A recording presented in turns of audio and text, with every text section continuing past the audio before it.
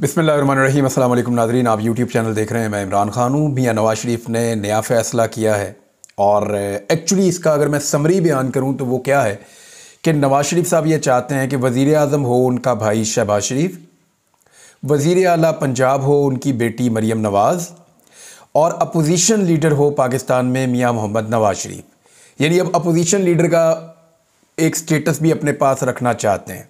फ़ैसला बहुत अजीब है जो नवाज़ शरीफ ने किया, लेकिन पहले नवाज़ शरीफ का एक स्टेटमेंट।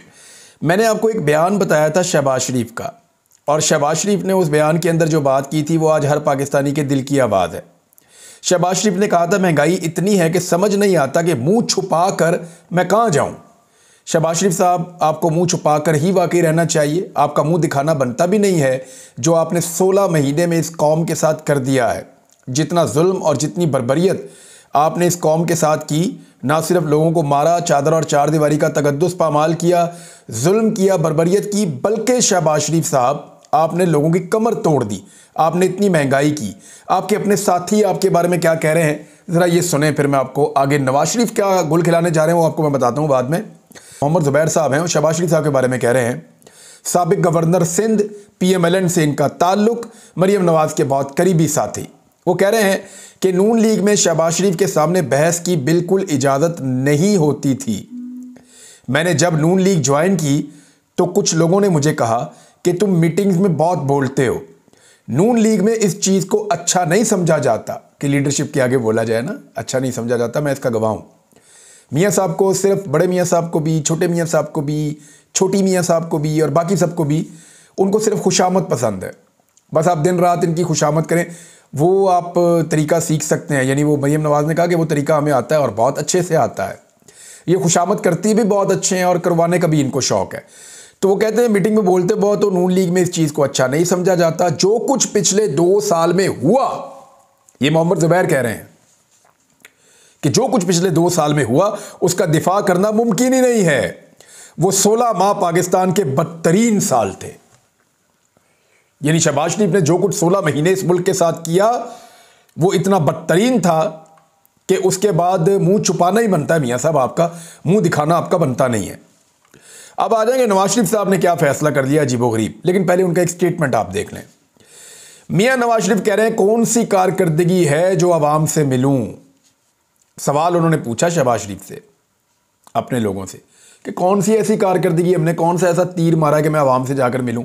नवाज शरीफ भी वही बात कर रहे हैं, मोहम्मद ज़ुबैर भी वही बात कर रहे हैं, हर बंदा वही बात कर रहा है। और शहबाज शरीफ ने अपने मुंह से कहा कि मैं मुंह छुपाता फिर रहा हूं। वजह क्या है? 16 महीनों में इन्होंने जो गड्ढे खोदे हैं पाकिस्तान के अंदर, अब वो भरे नहीं जा रहे इनसे। इन्होंने इकॉनमी का वो हाल कर दिया है कि IMF ने इनसे उस तरह की शराइत मनवा ली हैं, आपको अब ये बताएंगे नहीं, ये कभी फैक्ट सामने नहीं लाएंगे। तहरीक इंसाफ को, बाकी जमातों को, जमात इस्लामी को, सबको और हुकूमती इत्तेहादी जमातों को मुतालबा करना चाहिए कि जो भी आपने IMF के साथ मुआहिदा किया है उसकी तफसीलात कौम के सामने रखें। ये मुआहिदे की तफसीलात छुपाएंगे आपसे, क्योंकि IMF से ये रिपोर्टें पॉजिटिव किस्म की लेंगे और मुआहिदे की तफसीलात छुपाएंगे और पाकिस्तान को मजीद गिरवी रखते जाएंगे। मुश्किल तरीन मुआहिदा इन्होंने कर दिया IMF के साथ। अब नवाज शरीफ भी वही सवाल उठा रहे कि कौन सी कारकर्दगी है जो आवाम से मिलूं। महंगाई में कमी के लिए शहबाज शरीफ को टास्क दिया है। फिर ये सलमान गनी साहब हैं जो बहुत करीब हैं मियाँ नवाज शरीफ साहब के, मिलते रहते हैं, तो उन्होंने उस बुनियाद के ऊपर जो नवाज शरीफ साहब सोच रहे हैं या जो बात कर रहे हैं वो उन्होंने बताया। उन्होंने कहा कौमी सियासत में नवाज शरीफ का किरदार अब भी ज़ेर बहस है। सियासी मुखालिफिन इनकी खामोशी को किसी खास हिकमत अमली या दबाव का शाखसाना करार दे रहे हैं, तो दूसरी जानिब उनके हामी ख़ुसूसन हुकूमतों में नून लीग की क़यादत आज भी उन्हें अपनी सियासी और हुकूमती ताकत व महवर करार देती है। देखिए, नवाज शरीफ साहब ने अपने करीबी सहाफ़ियों से मुलाकात की है, कुछ सियासतदानों से मुलाकात की है, वो एक नए बयानिए की तलाश में है। नवाज शरीफ साहब को अपने सियासी करियर में इतने गौते कभी नहीं आए, क्योंकि कुछ भी होता था नवाज शरीफ के साथ पब्लिक की सपोर्ट रहती थी, कम से कम लाहौर में तो रहती थी। नवाज शरीफ से लाहौर भी छिन गया है। रियल रिपोर्ट के मुताबिक, जो मुझे एक सोर्स ने बताई, कि लाहौर की 14 में से 13 नशिस्तें पाकिस्तान तहरीक इंसाफ जीती है। सिर्फ एक सीट है जहां पे PMLN जीती है बमुश्किल, और बाकी सीटें उनको दी गई हैं। वो जैसे दी गई हैं फार्म 47 पे, वो आप सब अच्छी तरह जानते हैं। नवाज शरीफ से अपने जो करीबी सहाफ़ी हैं जो उनके लिए बयानियाँ बनाते हैं, उनसे मुलाकात की है। वो करने क्या जा रहे हैं ये ज़रा आप गौर कीजिएगा। देखिए, मैंने आपको पहले कहा कि वो चाहते हैं कि उनका भाई वज़ीर आज़म हो, बेटी वज़ीर आला हो और वो खुद अपोजिशन लीडर हो। यानी ये तो मुमकिन नहीं है ना कि एक ही घर के अंदर अपोजिशन लीडर भी रहता है और वज़ीर आज़म और वज़ीर आला भी रहते हैं। ये दो नंबरी तो कौम कभी नहीं मानेगी। नूरा कुश्ती तो उन्होंने पहले बहुत कर ली है, हुकूमत भी उनके साथ है और सियासत भी उन्होंने कर दी है हुकूमत के खिलाफ। How is it possible? मियाँ नवाज शरीफ महंगाई का वावेला कैसे कर सकता है जब उसका भाई महंगाई मुसल्लत कर रहा है? मियाँ नवाज शरीफ बैड गवर्नेंस का रोना कैसे रो सकता है जब उसकी बेटी और उसका भाई जो है वो बैड गवर्नेंस के नए से नए रिकॉर्ड कायम कर रहे हैं? तो मियाँ नवाज शरीफ लोगों को बेवकूफ़ बनाने की एक मरतबा फिर कोशिश करेंगे। क्या बना पाएंगे? इस इलेक्शन में तो नहीं बना पाए। लोगों ने तो दुर्गत बना दी है, इनकी चंगी मंगी ठोक दी है लोगों ने, इनको वोट ही नहीं डाला। अब आप सुने कि एक्चुअली ये करने क्या चाह रहे हैं। ये जो जजों का खत वाला मामला है ना, नवाज शरीफ साहब मुबैना तौर पे इस पर मुशावरत कर रहे हैं कि मैं इसके अंदर एक फरीक बन जाता हूं और मैं फरीक बन के रोला डाल देता हूं कि देखें जी मेरे साथ बड़ी ज्यादती हुई है, ये जज सारे ठीक कह रहे हैं, इससे पहले भी जजेस यही कह रहे थे, पहले भी जजेस के ऊपर दबाव था, आज भी जजेस के ऊपर दबाव है, दबाव की वजह से मेरे खिलाफ फैसले किए गए हैं और वो दबाव जो जजों के ऊपर उस वक्त डाला गया या अदलिया को जो इस्तेमाल किया गया मेरे खिलाफ, सबसे बड़ा विक्टिम तो मैं हूं। मुझे मेरी हुकूमत को ख़त्म कर दिया गया, मुझे मुल्क से जिला वतन कर दिया गया। मियाँ साहब अब ये नया मंजन लेकर आएंगे। मियाँ साहब इस मंजन को मार्केट में रखेंगे और इस मंजन को बेचने की कोशिश करेंगे, लेकिन मियाँ साहब का ये सारी इमारत खड़ी करने से पहले इसकी बुनियादों को थोड़ा सा हिला देते हैं। मैं आपको बताता हूँ कैसे। देखिए, मियाँ नवाज शरीफ साहब के खिलाफ जो कुछ भी हुआ था, मियाँ साहब कहते थे उसके लिए जनरल रिटायर कमर जावेद बाजवा और जनरल रिटायर फैज़ हमीद उसके लिए जिम्मेदार हैं। एक उस वक्त के आर्मी चीफ थे और एक उस वक्त के DG ISI थे। मियाँ साहब कहते थे ये दोनों जिम्मेदार हैं जो कुछ मेरे साथ हुआ है और इन्होंने अदलिया के जरिए से मेरे खिलाफ फैसले कराए। मियाँ साहब ये कहते थे। अभी फैसलों के ऊपर मैं आता हूं, लेकिन पहले आप ये देखें कि इनमें से जो आर्मी चीफ थे उनको एक्सटेंशन दी मियाँ नवाज शरीफ साहब ने 2019 में। 2019 में मियाँ नवाज शरीफ साहब के वोट के बगैर एक्सटेंशन मुमकिन नहीं थी क्योंकि मामला अदालत में चला गया था। मियाँ साहब ने एक्सटेंशन के लिए अपने तमाम लोगों को कायल किया और सबने जाके जनरल रिटायर कमर जावेद बाजवा साहब को एक्सटेंशन दी। तो मियाँ साहब का बयानिया एस्टेब्लिशमेंट के खिलाफ जीरो हो गया उस दिन। अब नहीं हो सकता कुछ। अब मियाँ साहब ने क्योंकि एक्सटेंशन दे दी है और साथ खड़े हो गए हैं तो अब कुछ नहीं हो सकता। तो वो तो बयानिया इनका बढ़ गया मियाँ साहब का एक्सटेंशन देते, और मियाँ साहब ने डील भी ले ली उसके बदले में। यानी उसी साल के इख्तिताम पे 2019 में जब वो एक्सटेंशन दे रहे थे, उन्हीं दिनों में कुछ अर्सा पहले डील करके वो पाकिस्तान से बाहर चले गए थे मियाँ साहब। तो एक तो डील करके पाकिस्तान से मियाँ साहब बाहर गए और बकौल शाहिद अफरीदी के जो NRO है या डील है, ये इदारे देते हैं। वज़ीर आज़म का कोई इख्तियार नहीं होना चाहिए। शाहिद अफरीदी साहब को जिसने भी ये बात बताई, बात तो उसने ठीक बताई लेकिन ये करने वाली बात नहीं थी। लेकिन शाहिद अफरीदी साहब का एक वो है नहीं, सियासी दिमाग नहीं है, तो उनको आइडिया नहीं था कि वो क्या बोल रहे हैं। जो किसी ने उनको बात सुना दी, किसी ऑफिसर ने या किसी बंदे ने, वो उन्होंने आगे TV पे बोल दी। तो सियासत के अंदर ज़रूरी है कि आपको पता हो कि क्या नहीं बोलना, क्या बोलना है वो ज़्यादा ज़रूरी नहीं कि आपको पता हो, आपको ये पता होना चाहिए कि आपने क्या नहीं बोलना। तो शाहिद अफरीदी साहब सीखेंगे सियासत की अलिफ बे या ABC तो उन्हें समझ आ जाएगी। बहरहाल मियाँ साहब ने डील ली, मियाँ साहब पाकिस्तान से बाहर गए। मियाँ साहब ने उसी आर्मी चीफ को एक्सटेंशन दी जिसको वो अपने खिलाफ साजिश का हिस्सा समझ रहे थे कि मुझे क्यों निकाला, 2016-17 वाला मामला जो था। तो अब उन्हीं को एक्सटेंशन दे दी मियाँ साहब ने। तो जब एक्सटेंशन दे दी तो फिर गिला कैसा, शिकवा कैसा? अब तो आप नहीं कर सकते मियाँ साहब, नंबर 1। नंबर 2, मियाँ साहब ने अदलिया के खिलाफ एक बयानिया बनाया था, लेकिन वो सारा का सारा बयानिया कब उड़ गया? वो सारा बयानिया ये जो NRO 2 हुआ ना उसके अंदर उड़ गया।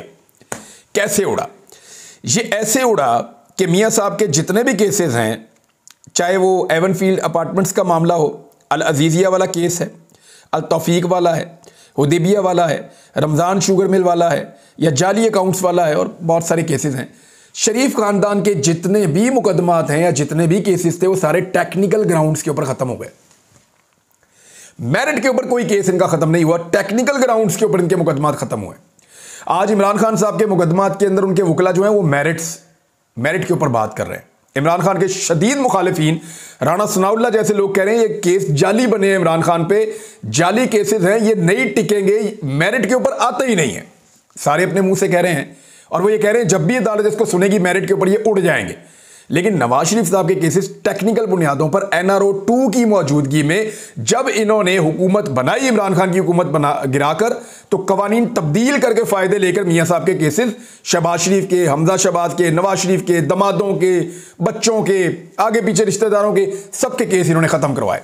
समधियों के केस खत्म करवाए, सालों के केस खत्म करवाए, सबके केस इन्होंने खत्म करवाए। कैसे करवाए? दाव लगा के, हुकूमत में आकर कवानीन को तब्दील करके, सिस्टम को इस्तेमाल करके, एनआरओ 2 के जरिए इन्होंने अपने केसेस खत्म करवाए टेक्निकल बुनियादों पे। आज तक मियां नवाज शरीफ साहब ने जवाब नहीं दिया। मियां साहब बन जाएं फरीक, अदालतों में चले जाएं दोबारा, अपने केसेस को दोबारा खुलवा लें और बैरिट के ऊपर अपने केसेस का फैसला करवाएं। यह तो मुमकिन नहीं है कि जब आपका दिल करे तो आप एक डील करें और एनआरओ लेकर अपने केसेस माफ करवा दें और बाद में उन्हीं केसेस की बुनियाद के ऊपर जिनको आपने एनआरओ लेकर माफ करवाया है एक बयानिया खड़ा करें कि आपके साथ ज्यादती हुई थी। तो फिर केसेस क्यों ना दोबारा खुल जाएं आपके? होना तो ये चाहिए कि अगर ये इसका फरीक बने, क्योंकि अब ये करेंगे क्या, ये इसको फैलाएंगे, रायता इतना फैलाएंगे, मामले को इतना फैलाएंगे कि असल चीज से लोगों की तवज्जो हट जाए। जो खत वाला मामला है लोग उसको भूलकर ये बात करना शुरू कर देंगे मियां साहब नाल भी ज्यादती हुई तो इमरान खान नाल भी ज्यादती हुई। ऐसा नहीं है। मियां साहब आपने ज्यादती की है और इमरान खान के साथ ज्यादती हुई है। आपने आज तक अपनी वेल्थ का हिसाब नहीं दिया। आपने आज तक करप्शन के केसेस में से किसी एक का भी जवाब नहीं दिया। सारे टेक्निकल ग्राउंड्स के ऊपर आप बचते रहे हैं। दूसरी जानिब इमरान खान अपने मुकदमात को लड़ रहा है, वो जेल से भागकर डील नहीं कर रहा और आप डील कर कर हमेशा भाग जाते हैं। आप में और इमरान खान में जमीन आसमान का फर्क है। अब मियां साहब जो हैं वो जजों के ऊपर तकिया रखेंगे, यानी एस्टेब्लिशमेंट के साथ वो उनकी पहले ही डील हो चुकी थी और जो रिटायर्ड जजेस हैं उनके ऊपर अब ये इंतकामी कार्रवाई करेंगे। लाओ जी उनको अदालतों में, बुलाओ जी उनको अदालतों में। हो सकता है कादी फायद ईसा साहब इसके अंदर उनकी मदद भी करें मियां साहब की, क्योंकि हमने देखा कि अमूमन कादी फायद ईसा साहब का जो फैसला या कोई चीज़ होती है या प्रोसीडिंग होती है जो अदालत की, हम देखते हैं कि PMLN उससे खुश रहती है या उनको वो चीज़ें सूट करती हैं। हाँ, साथी तौर पर आप कह सकते हैं, आप कानूनी तौर पर कह सकते हैं, लेकिन नॉर्मली ऐसा होता है कि PMLN उन चीज़ों से खुश होती है। अब मियां साहब के करीबी सहाफ़ियों से उन्होंने ये बयानिया फैलाया कि मियां साहब इनकलाबी बनने जा रहे हैं, लेकिन महंगाई, बेरोजगारी, गुर्बत, हालात की खराबी, बदअमनी, ये सारी चीज़ें और बैड गवर्नेंस, इसकी मौजूदगी में क्या नवाज शरीफ का कोई बयानिया बिकेगा जिस वक्त उसका अपना भाई वज़ीर आज़म और बेटी वज़ीर आला पंजाब है? मुझे तो नहीं लगता। मरियम नवाज ने 4 दिन के बाद उनकी हुकूमत जागी है भावल नगर वाले वाक़े के ऊपर, 4 दिन के बाद जागी है। अच्छा, पुलिस ने उसके ऊपर एक स्टेटमेंट दिया, जरा मैं उस पर आप बात कर लेता हूँ। अब पुलिस ने कहा जी कि ये खबरें फैलाई जा रही हैं कि 300 बंदा कोई इस्तीफ़ा देकर चला गया और कोई IG ऑफिस में 50 से ज़ायद सब इंस्पेक्टर और इंस्पेक्टर के इस्तीफ़े आ गए और ये वो सब, ये वाकई फेक न्यूज़ है। देखिए, इतने बड़े पाकिस्तान में लोग गैरत खाते हैं, लोग गुस्से में आते हैं इक्का दुक्का, कभी कोई कांस्टेबल, कभी कोई सब इंस्पेक्टर, कभी कोई और, वो इक्का दुक्का जिनकी वीडियोज़ आ रही हैं उनकी तादाद जो है वो 1 दर्जन के करीब होगी मैक्सिमम पूरे पंजाब के अंदर, या हो सकता है इससे ज़्यादा हो और हमारे नॉलेज में ना हो। तो एग्जैक्ट रिपोर्ट तो पता चलेगी जब इदारों में से आएगी और सोर्सेज बता भी देते हैं, लेकिन ये 300-300 बंदे, 500-500 बंदे, ये फेक न्यूज़ है। वजह यह है कि अगर इतने बड़े पैमाने पर लोगों के अंदर गैरत जागना शुरू हो जाए ना, तो फिर मुल्क का काया पलट जाए, हालात बिल्कुल बदल जाए। ऐसा हो नहीं सकता और ऐसा अभी फ़िलहाल दिखाई नहीं दे रहा, लेकिन ये चीज़ें ज़्यादा दूर भी नहीं है ऐसा लगता है। पाकिस्तान तहरीक इंसाफ ने बड़ा तगड़ा जलसा किया जी पशीन में, और अब वो जलसा करने जा रहे हैं कोहाट में, और कोहाट में बोर्ड चौक है जहां पे ये जलसा करेंगे और इन्होंने अनाउंस कर दिया कि हम वहां पे जलसा करने जा रहे हैं। अब आ जाए उसी बात पे जहां से बात शुरू हुई थी, महंगाई, आम आदमी की कमर तोड़ना। इसके ऊपर जो है वो मुजम्मल असलम, जो पाकिस्तान तहरीक इंसाफ के और खैबर पख्तूनख्वा के इस वक्त एडवाइज़र भी हैं, वो ये कहते हैं मुल्क की माशी कमर टूट चुकी, मगर फैसला साजों को समझ नहीं आ रही। जमहूरियत को खतरा सिर्फ फार्म 47 की जमातों से है। 2 खानदानों ने मुल्क और ओहदों पर कब्जा करके मुल्क को जाम कर दिया है। वाकई में जो मईशत की सूरत हाल है ना, आप अंदाज़ा नहीं कर सकते कि PMLN के अपने लोग, यानी मुझे 1-2 जगह पे लोग मिले, एक शादी में भी लोग मिले, उनके मुंह उतरे हुए थे, वो बहुत परेशान थे और उनको सिर्फ इस बात की फ़िक्र है कि मईशत की कमर टूट गई है। बेड़ा गर्क कर दिया मईशत का पिछले 16 महीने की इनकी हुकूमत ने, फिर निगरान हुकूमत ने, और अब जो हुकूमत आई है अब भी इनको कोई समझ नहीं आ रही कि हमने कैसे चलाना है, क्योंकि जिसने मईशत को चलाना है उसका ताल्लुक इनकी पार्टी से नहीं है और इनको पता भी नहीं है कि वो कैसे चला रहा है और क्या कर रहा है। एक रिपोर्ट आई है एशियन डेवलपमेंट बैंक की, वर्ल्ड बैंक की भी एक रिपोर्ट थी मिलती जुलती। एशियन डेवलपमेंट बैंक की भी एक रिपोर्ट है, वो ये कह रहे हैं कि जो पाकिस्तान है वो एशिया का सबसे महंगा मुल्क बन चुका है इस वक्त। इस साल भी पाकिस्तान एशिया का सबसे महंगा मुल्क रहेगा, अगले साल भी पाकिस्तान एशिया का सबसे महंगा मुल्क रहेगा, पिछले साल भी पाकिस्तान एशिया का सबसे महंगा मुल्क था। यह किया जी इस हुकूमत ने। और इससे पहले इमरान खान के दौर में यह आदादोशुमार नहीं थे कि हम सबसे महंगे थे, हमारा कहीं नीचे जाके नंबर आता था, वो डाटा मैं चेक कर लूंगा। लेकिन सबसे महंगा मुल्क एशिया के अंदर जो है वो पाकिस्तान इस वक्त है।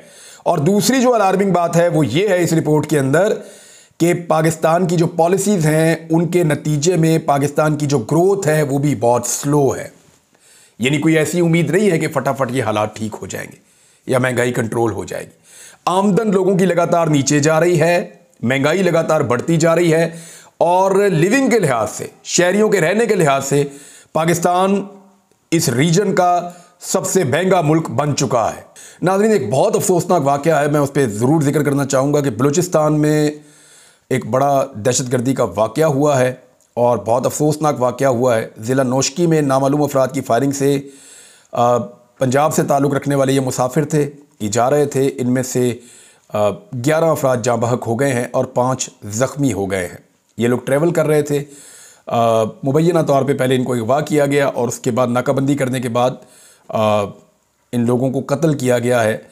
और ये बहुत अफसोसनाक है, लॉ इन्फोर्समेंट के लिए चैलेंजिंग सूरत हाल है। कुछ लोगों का ये कहना है कि ये लोग ईरान और इराक़ जा रहे थे ज़ियारतों के लिए, कुछ लोगों का कह रहा है कि तिजारत वगैरह के लिए, सबकी अपनी अपनी बातें हैं।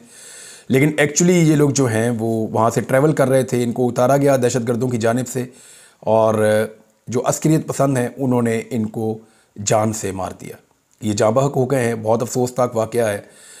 चैलेंजेस बढ़ते चले जा रहे हैं सिक्योरिटी फोर्सेस के लिए बलूचिस्तान में, कबायली इलाकों में, और स्पेशली जो गिलगित बल्तिस्तान में जो इंसिडेंट हुआ उसके बाद वहाँ पे भी बहुत ज़्यादा काम में तेज़ी लाने की ज़रूरत पड़ गई है।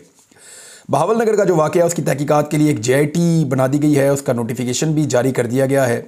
जो स्पेशल सेक्रेटरी होम हैं फजलुर रहमान, वो कन्वीनियर हैं। उसके अलावा कमिश्नर बहावलपुर को इसमें शामिल किया गया है और DIG स्पेशल ब्रांच फैसल राजा को इसमें शामिल किया गया है।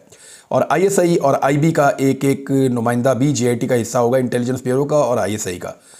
तो ये जो ISPR ने कहा था कि एक मुश्तरका टीम बनेगी, अब देखते हैं 72 घंटे के अंदर ये क्या रिपोर्ट बनाकर हुकूमत को पेश करते हैं। नाज़रीन, खबरें तो और भी हैं लेकिन यहाँ तक मेरे ख्याल में इसको रोकते हैं, बाकी खबरें आपको अगले व्लॉग में देते हैं। अब तक के लिए इतनी, अपना ख्याल रखिएगा, अपने इस चैनल का भी। अल्लाह हाफ़िज़।